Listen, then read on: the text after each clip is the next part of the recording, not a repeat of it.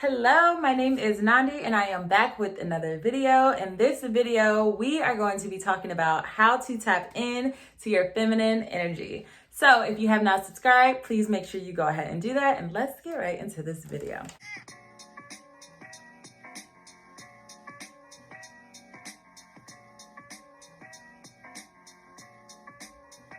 So first, I want to make two things clear, right? One, I want to talk about what masculine energy is, and then also what feminine energy is. So to be masculine, it's usually associated with, and now keep in mind, these are all character traits. Men and females can both have masculine and feminine characteristics. It has nothing to do with gender. So to be considered masculine, that is where you are more aggressive, you are independent, you are more competitive, arrogant, and also more driven.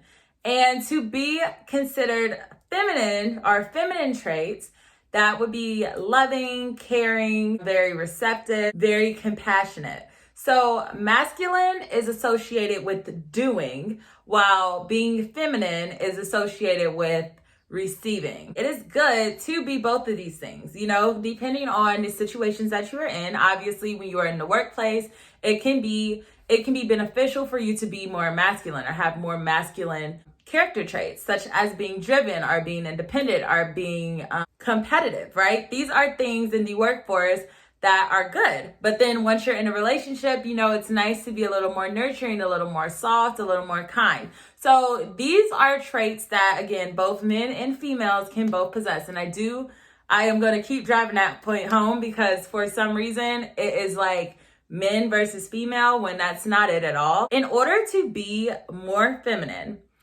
you will need to assess your behavior and appearance and then make the necessary changes. So I do have 3 categories that we are going to touch on in today's video, and that is going to be appearance, behavior, and attitude. For looks, obviously we have healthy skin, healthy hair. When we talk about skin, it is hard to keep skin healthy. I'm not even gonna front. Me and my skin have a pretty good relationship. I also, though, drink a shit ton of water.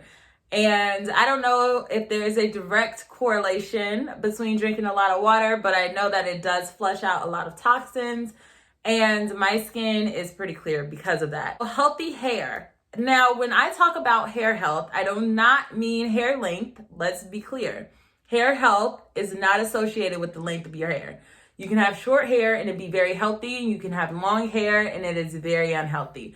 So just overall, just making sure that your hair is clean, just making sure that you have a nice appearance, that you dress well, you smell good, things like that. You take care of your body, obviously, is a huge one. Whatever taking care of your body looks like for you. I don't think femininity is not a one size fits all. Like, when you are becoming more feminine, it's not just adopt traits of someone who seems feminine and then do everything that they are doing. This is a do what feels right for you, or do what feminine looks like for you. Taking care of your body, and then if you choose to wear makeup, which I do, for me, it would be just, subtle makeup. Well, not even subtle, because, sometimes a girl does like to go all out, but just, very flattering makeup to me. So moving on to behavior. So for behavior, the first thing we have is eye contact, which is very important. Whenever you're talking to someone, you absolutely want to make sure that you're giving them eye contact. And sometimes this can get not only even tricky, but just like awkward. I think it depends on who you're giving the eye contact to. Some people are just very weird with eye contact, but I love a good eye contact. So especially when you're speaking or someone's talking to you, just to make sure that they know that you are, paying attention to them. Next is tone of voice. And I have a lot to say about tone of voice. So let me do posture first.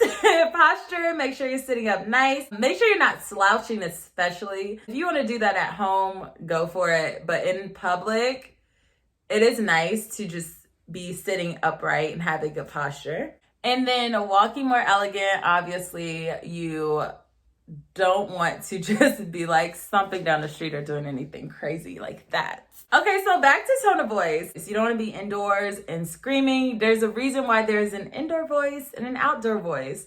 So definitely just be really conscious of, one, the volume of your voice when you are in places, and also just the tone of voice and how you speak to people in general. And this is just personally.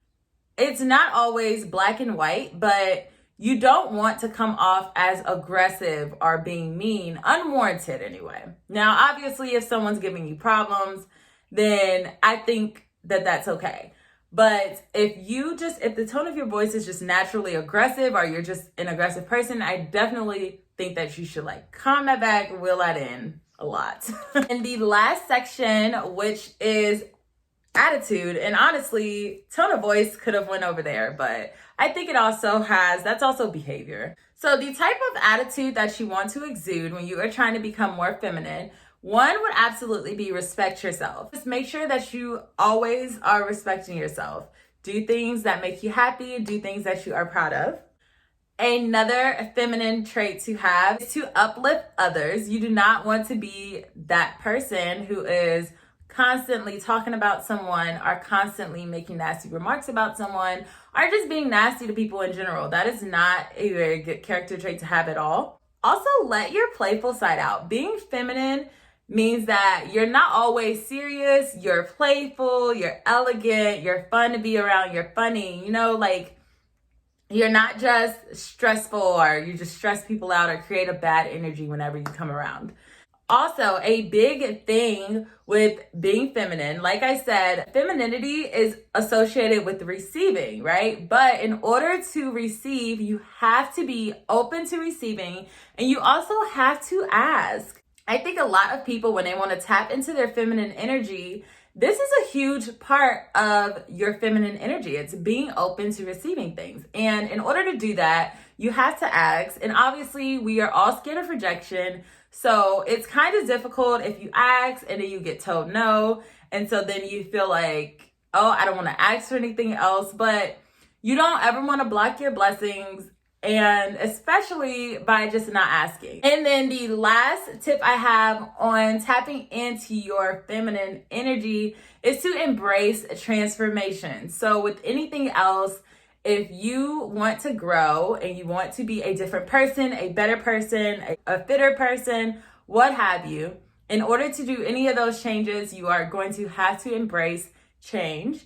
And so embrace transformation, be open to things, be more open-minded. So that is the end of this video. It seems like it was actually pretty quick. I hope you guys learned some juicy things that you can do to tap more into your feminine energy.